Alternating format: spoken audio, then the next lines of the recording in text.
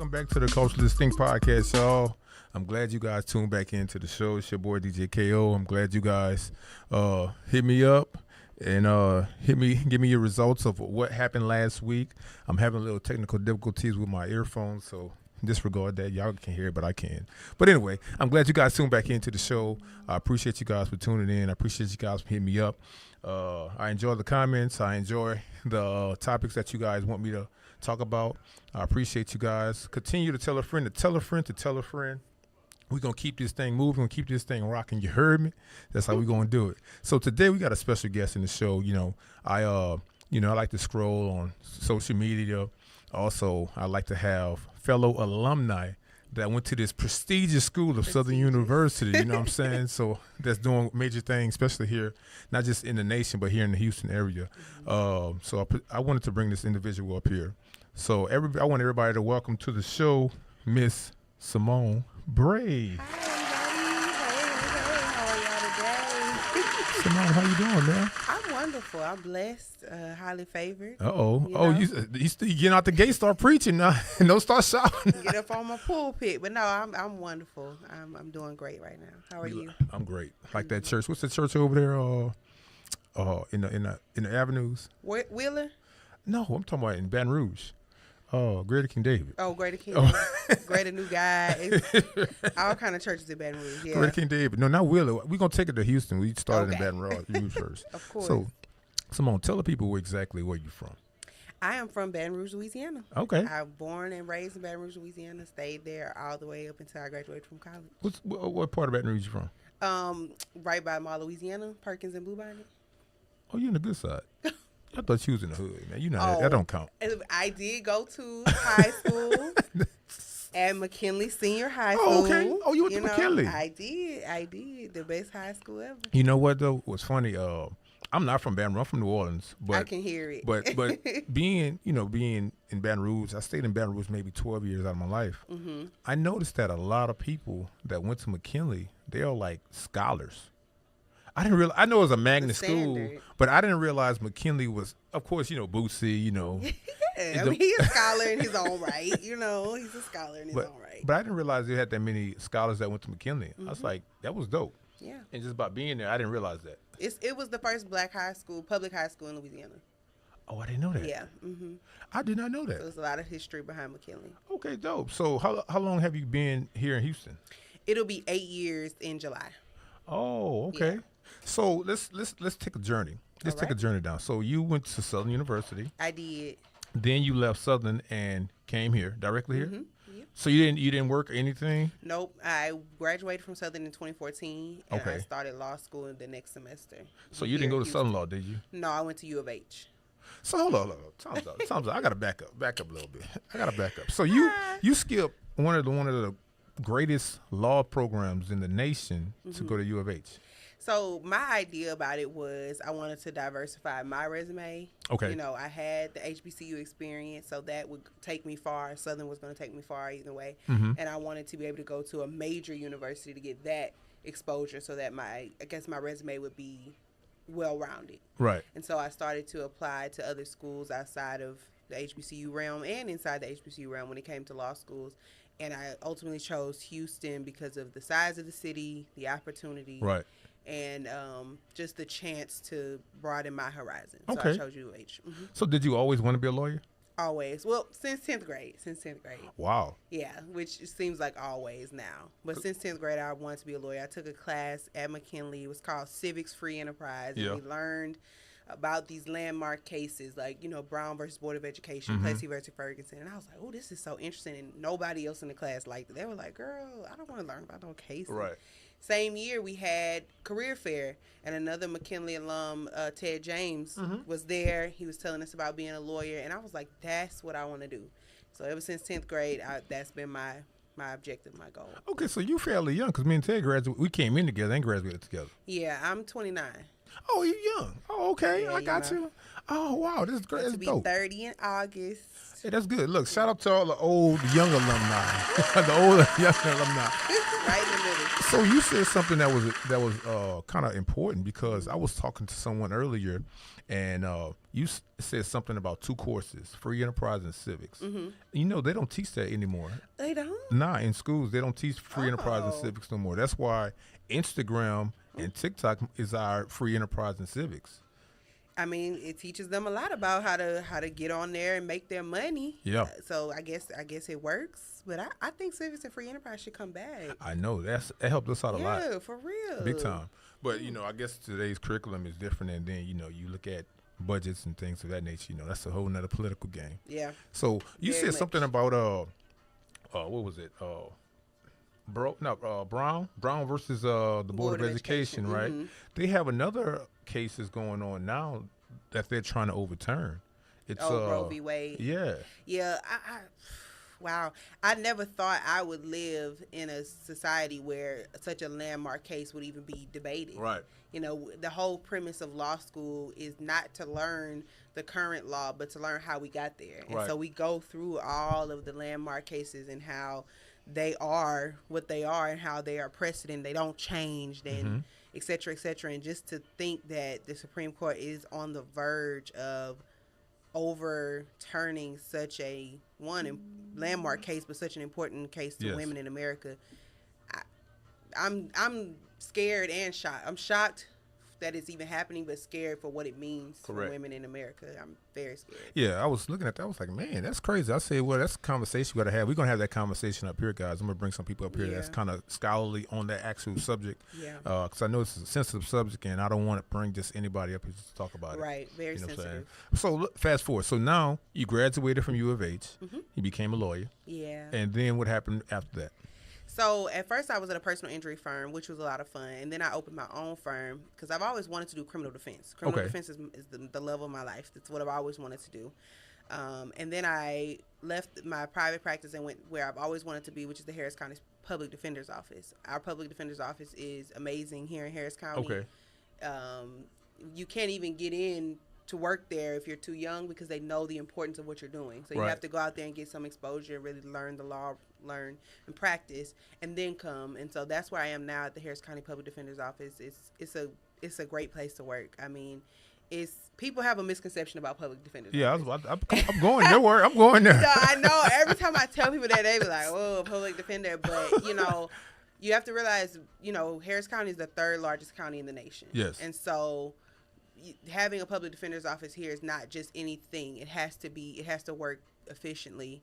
And I think our office does that. They prepare us in ways that, you know, they overly prepare us for everything. Right. And they push us not to just plea a client out, but to do what you need to do. And if that's going to trial, take it. Right. Take it to trial. If you need experts, you got it. So now, I want to kind of combat that. You know, I'm not the judge or I'm not the defendant. You know what I'm saying?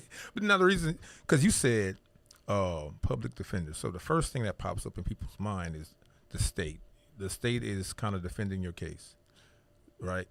To a degree. Yes. I get what people think because we are paid by Harris County, right? Which the judges are paid by Harris County and the prosecutors are paid by Harris County. So they think we are on the side of the prosecutors. And it's so, I wish we could just send out, and maybe this is my mass announcement. Yes, please. We are not. Okay. We are not friends with them. We don't office with them. We don't, you know, we go toe for toe with them for our clients. And we get some of the best results for clients compared to other demographics in the same side. And it's like, I wish people could be invited into our office and really see what we do. But, you know, we have weekly round tables where we go through cases and we're trying to figure out how can we best defend this person. And because the county is paying for the needs of our clients, they have access to experts for free, free to them that, you know, they might not be able to afford, but now they can. They have access to investigators that will go out there and find the witnesses and get the statements that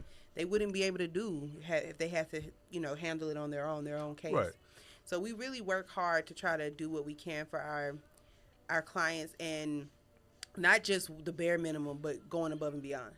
So let me ask you this: why was it important for you? Was it something that you wanted to do to go to? Because I know you say you had a private practice, right? Mm-hmm.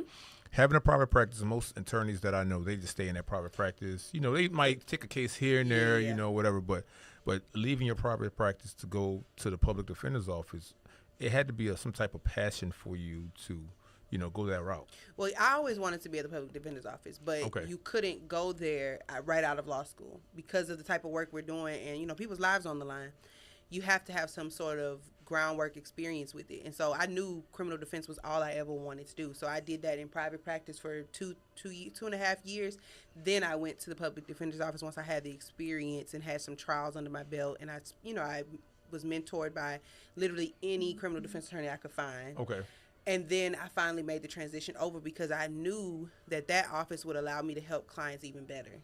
Than being private. It would allow me resources that I've never even known. Like, you know, our whole mission at the public defender's office is to have a holistic defense. Okay. Which means we don't just represent you for your case, but if you need help getting housing, if you need help getting mental health, a lot of the criminal defense defendants are related to mental health issues, and people don't always make that connection, but we do. We can get you mental health help. We can get you housing. We can get you an ID. That's good. You know, things like that. So we that's something I could never do on my own as a private attorney, but having this big office and all these resources, I can, and that's the difference. And I just implore people to really trust the public defender's office, especially in Harris County. Yeah, that's something you just enlightened me to, because I never thought about that as far as resource wise. Because I mean, they let people out of jail, and then these people don't have anywhere to go. They don't have an ID, and they don't have a phone, but they're expected to check in. Okay. They're expected to always check in and be able to, sometimes they even have to call in every single day just to see if they need to drug test. Right. You know, it's just, you have to call in. And so we help them get the phones. We help them get, you know, food stamps if they need to, housing or whatever, so that they not only can get out, but they can be successful and not have to go back in. Right. I got you. Because what is that called? Recidivism? Recidivism. Yeah. I learned a new word. Hey. That's a good one. Shout out to Recidivism, y'all. Look, I learned a new word. I went to Southern, guys. Putting that education on display. Absolutely. So fast forward. Now, public defender. So now, also, you're representing and president-elect of this big group here in Houston called the Houston's Lawyers Association. Correct. So HLA was created when HBA, which is the Houston Bar Association, didn't allow black people in. And at that time, HLA was created so that black people could have their own organization with lawyers together, being able to come together, fellowship, compromise, network, and really push forward any issues that especially the minority community of lawyers might face. And so I've been in the organization since I was in law school. Law students are free, so please join. And then free? Oh yeah, free association, no dues. Well, law students are free. Oh, law students, okay. Students are free, and there's a lot of opportunity for them to meet judges, meet, you know, candidates, meet lawyers in their field and things like that. And then I served on the board of directors for 2 years, and so I was just elected president-elect. So it's actually a 3-year term. I'll be president-elect for a year, president for Congratulations. a year, and then immediate pass. I gotta give you kudos, baby. Congratulations. I'm very excited. You know, for a young individual, that's a important and responsible task. It is. But HLA is dear to my heart. So when you're doing something that you love and you're passionate about, you know, it's more fun than it is work. Okay. So how many lawyers is it in the directory in Houston? Over 2,000. Oh yeah, there's so many lawyers in Houston. So, and you're representing. So that's what I'm saying. So when I say responsibility, it's not, even though it's not a job, but it's more of a representation. Right. So whenever you go to these large conferences and these places where you have to speak for certain associations, you represent over, say, 5,000 attorneys. A lot of people. That's a lot. There's a lot of people. Yeah. White, black, green, blue, Indian, everybody. Yeah.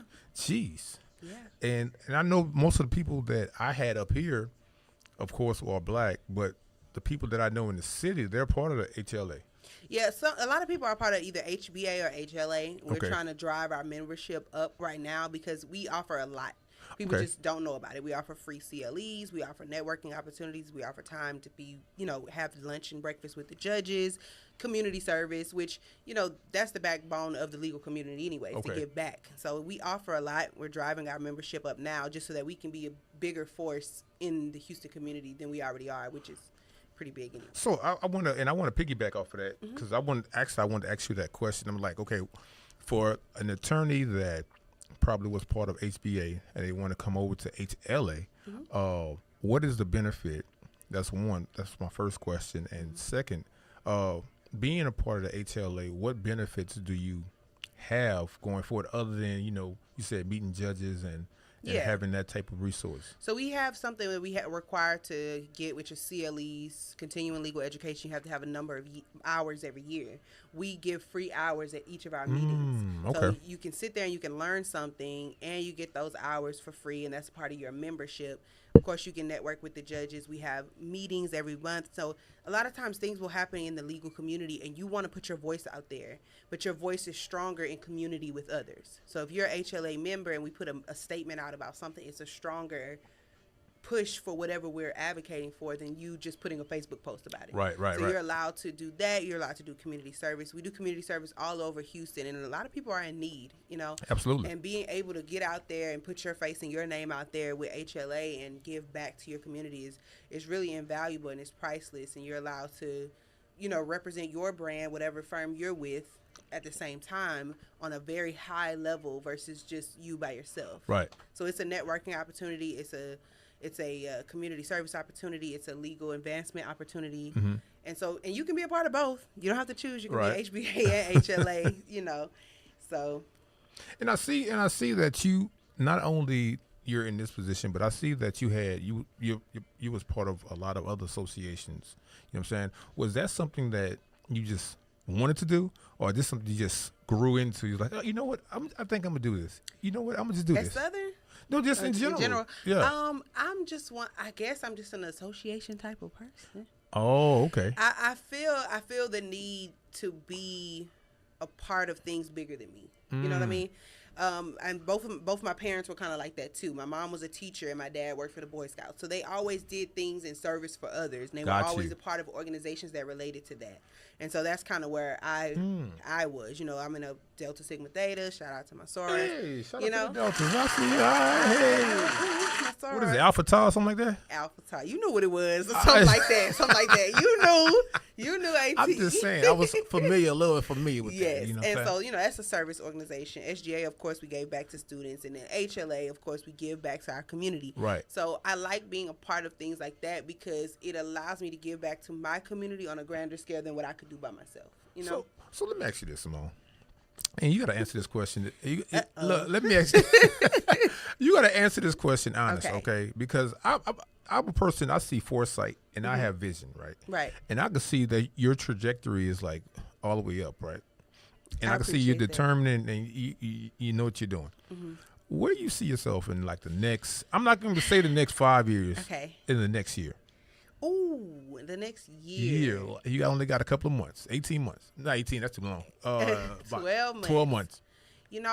My biggest goal in my life right now is organization because I have a lot of things going on. I have work, I have people's lives in my hands. Absolutely. Literally. I have HLA. I have Delta. I have just my family. You know what I mean? I lost my dad 2 months ago, so it's a lot of transitionary things happening right now. So my biggest goal is to be a stable foundation in HLA, in my job, in everywhere, so that when it's time for me to move forward, that foundation is solid. Right, I got you. So just kind of laying those bricks in every other organization, in every place I'm in, laying those foundational bricks. Right. So that when it's time for me to take the next step, that's solid down there. Got you. Are you married? I'm not. Got a boyfriend? No, I don't. So look, I gotta go there. Go there. So you're a successful woman, a successful black woman. I would like to think. Right, a successful, beautiful black person. Thank you. And now we're in the city where you have a lot of brothers that they're successful also, but they have some little things going on in their life. How do you determine who to choose? Ooh, because that's hard. It's like, you know, and then you from Baton Rouge too, so you know you got a little ratchet in you. So I did go to McKinley, so you know what I'm saying. So how do you determine that?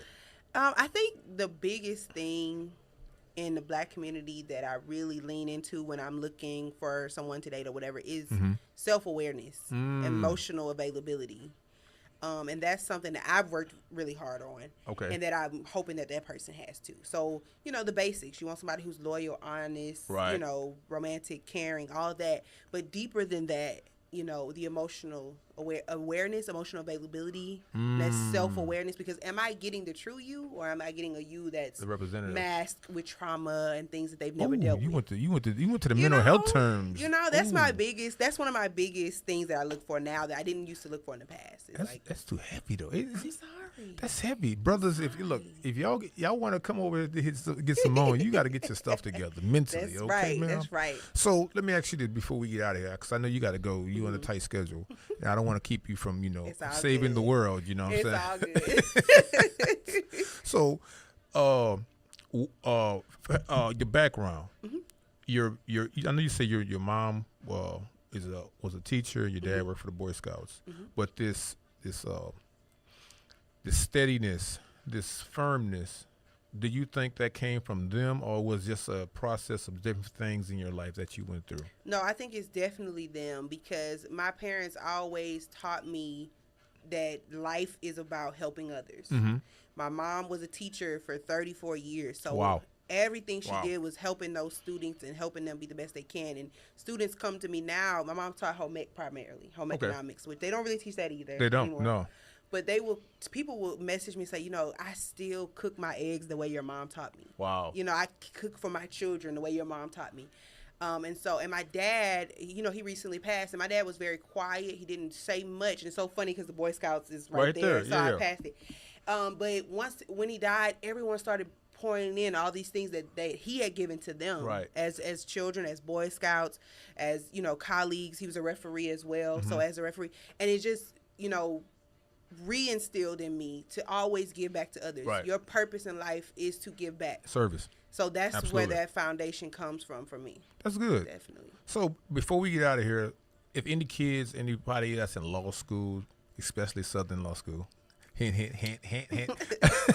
If anybody in law school or like high school schoolers want to do community service, if they want to do anything with HLA or just get involved, how can they reach out and do that?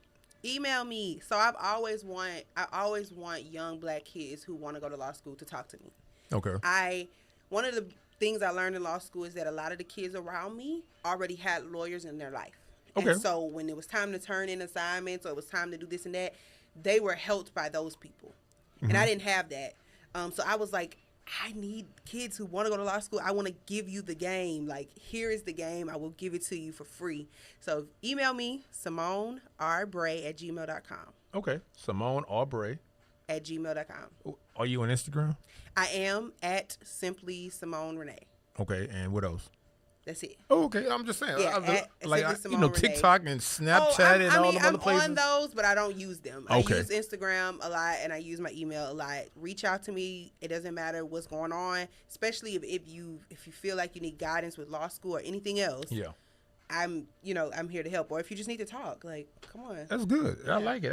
Look, one thing about it, I like it because, even though I went to Southern, and this might be a biased statement, every person that I know that graduated from Southern University, we have a sense of reaching back.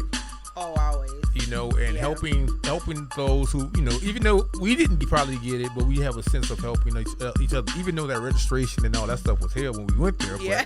But it was good. It was a good experience, and I'm glad that you're doing something and you're helping the community, and you have that understanding of service. Yes. Again, before we get out of here, how can they reach out to you? What's your email and social media? Email is SimoneRBray@gmail.com. SimoneRB as in boy RAY@gmail.com. And then my Instagram is @SimplySimoneRenee. There it is. There you go. There it is. Y'all make sure y'all hit up Simone. My lawyers that's in Houston, make sure y'all hit up Simone. For you lawyers that's going to be judges, Hey, look, y'all better come up here because, I need help. I need help with everything, you know what I'm saying? But anyway, guys, I appreciate you guys for tuning in. Make sure you tell a friend to tell a friend to tell a friend. We doing some good things up here. We doing some great things. I got some phone calls last week. So we getting bigger, better, and God is good. God, I appreciate you guys. I love you guys.